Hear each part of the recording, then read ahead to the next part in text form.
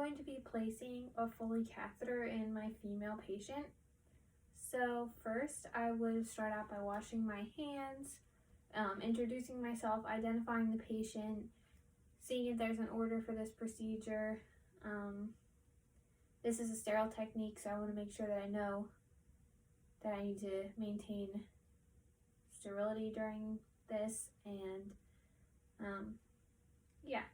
I also want to provide privacy, and sometimes it's helpful to get an extra set of hands too, and then also have my supplies ready. So first, after I've done all those things and I wash my hands and everything, I can have a towel over my patient's belly and top of their legs to provide some privacy for them.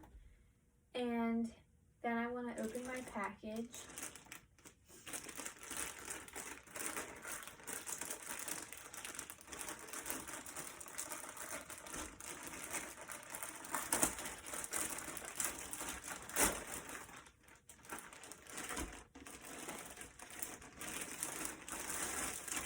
And it would be helpful to do this maybe on a side table, but so that everything can be seen. And I'm going to be using this bag as my trash bag. I'm just going to set that right here. And this tray is sterile. So, and on the front, it shows me the contents of everything that's in it. So this should be set up just for what I need.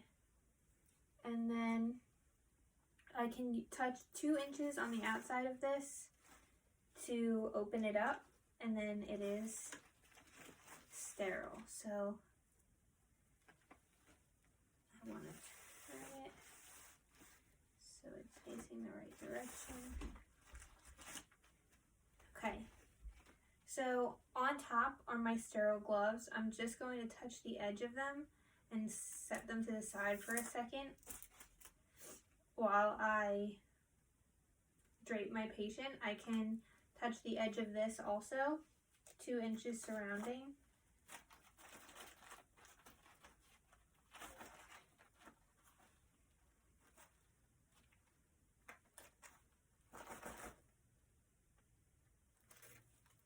So this is going to go below them. And then the blue one is going to be, oh wait, no, I want the white one. Can touch the edges. Okay, so now I'm going to drape my patient like that, so that only the vaginal area is showing. Now I'm going to put on my sterile gloves.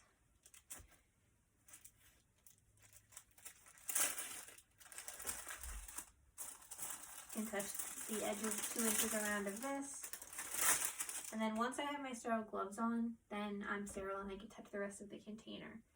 So first, I'm going to start with the hand. Get it off the table.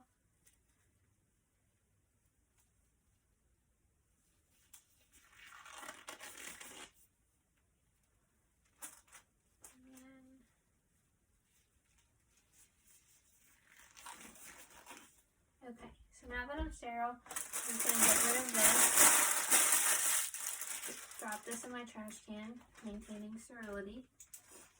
And then I'm going to look at my supplies here. So I have my cotton balls, peroxide, and iodine. If my patient has a shellfish allergy, I'm not going to use the iodine. I can use the peroxide. I also have my lubricant, my syringe, my tweezers for the cotton balls, and underneath is my Foley catheter kit. So for this, I'm going to be using the iodine since my patient doesn't have a shellfish allergy. I'm just going to pretend because I don't want to get iodine on my bed. But I'm going to set my cotton balls out, and I'm going to drizzle the iodine all over the cotton balls and let it saturate them. And while that's sitting, I'm going to get out, making sure that I'm staying on my sterile work area. I want to get out my catheter, and I'm going to leave this in the bag until I'm ready to use it, but I'm just going to set everything up. So I'm going to put on my my water to pump up the balloon.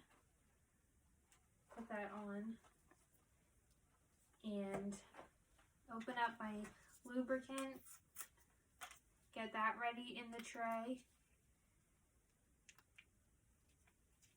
I'm just going to put it on the edge of the tray here so that it's ready, so that I don't have to do anything after I touch the patient with one hand. So now that that's there, I'm going to test my balloon to make sure it works, because we don't want to put a Foley in a patient then the balloon doesn't work. So I'm just going to blow it up quickly. I see it working. Make sure it has no leaks, no holes. Make sure it can fully inflate and doesn't pop. Observe it, and then I can let it deflate. Make sure it deflates properly.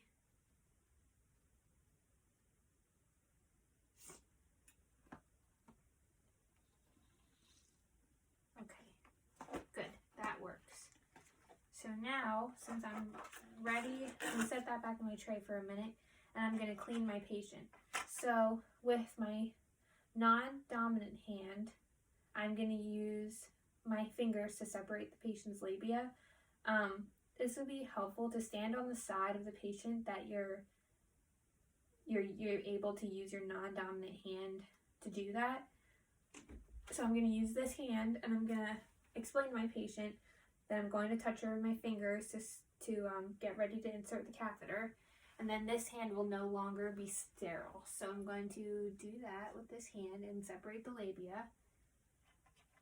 And then use my cotton balls to swipe and throw away. Swipe on the other side, throw away. Swipe again, throw away. And I'm going to repeat those steps. Swipe, throw away. Then I'm done with my tweezers, put them in the trash bag. Now it's time to insert the Foley, so I'm going to leave my non-sterile hand in place this whole time. And I'm going to remove the cover from the end of the catheter and let it land in the tray. So now I can lubricate the end of the catheter. Very good, so it's not uncomfortable for the patient.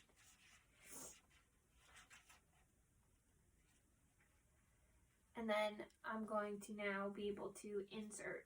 So I'm going to be looking for the urethra, and some people may use a flashlight, like use a helper to hold a flashlight, or use a light at the end of the bed. So now I'm going to start inserting my catheter, pretend that it's inserting into the urethra, making sure I'm not touching anything with my fingers yet. And I'm going to keep doing this until I see the urine flowing into my clear tube here. And then once I see urine, I'm going to insert a few inches more so that I know I'm in the bladder. And then I can inflate my balloon.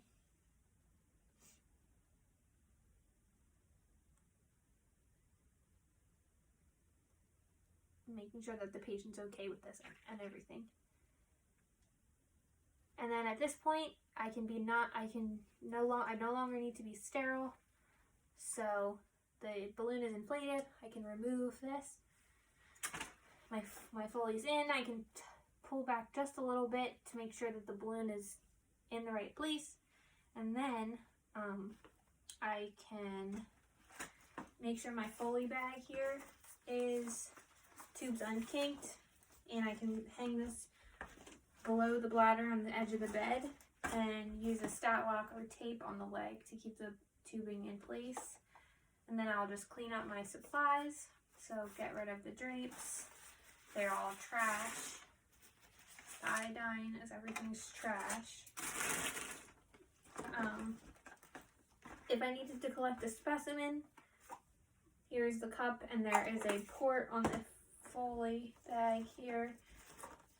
Right here is the port to collect the specimen. So if that's ordered from the doctor, then I could do that at that time. So I clean everything up, remove my gloves, wash my hands, make sure the patient's comfortable, understands what just happened, answer any questions, and then make sure that they know to perform pericare regularly, and if they aren't able to, that someone is performing pericare regularly. I know at my work we use special wipes to clean the area twice daily. So this is to prevent catheter-associated infections. And then that's it.